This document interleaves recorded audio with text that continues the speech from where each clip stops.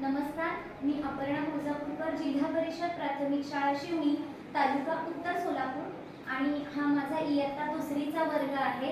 तर माझ्या वर्गामध्ये मी मागच्या वर्षीपासून गोष्टीचा तास हा उपक्रम घेते आणि मुलांनो, आपण गोष्ट ऐकताना काय म्हणतो? चला चला गोष्ट ऐकूया।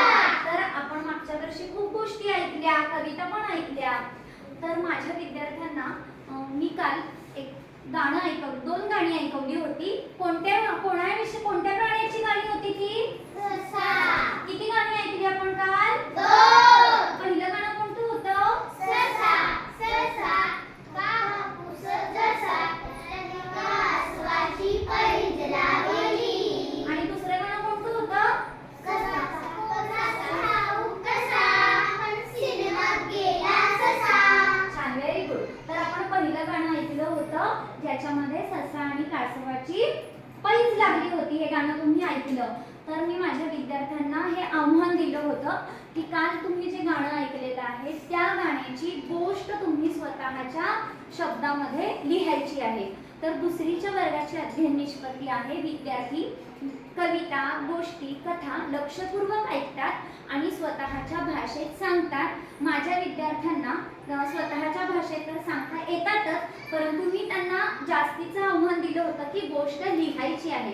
तर माझ्या विद्यार्थ्यांनी अतिशय सुंदर अशा गोष्टी लिहून आणलेल्या आहेत। तर सर्वप्रथम तुम्ही गोष्ट लिहून आणली, कोण वाचून दाखवेल? ठीक आहे, आर्या तू वाचून दाखव, गोष्टीचं नाव आणि गोष्ट वाचून दाखव।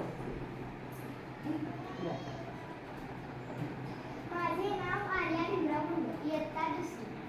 एक ससा एक कासव होते, ससा आणि कासव मित्र झाले।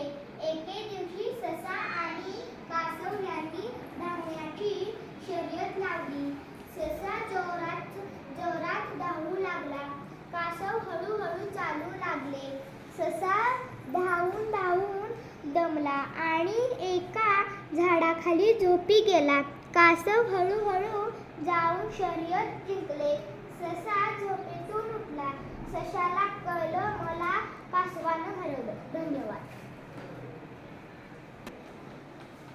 आर्यासाठी टाळ्या वाजवा सगळेजण। छान, मस्त सुंदर गोष्ट लिहिलेली आहे। आणखी कोण वाचून दाखवेल लिहिलेली गोष्ट? ठीक आहे, शर्यू तू वाच। एक ससा व एक कासव होते। ससा म्हणाला कासवाला, शर्यत लावू। कासव म्हणाला, हो।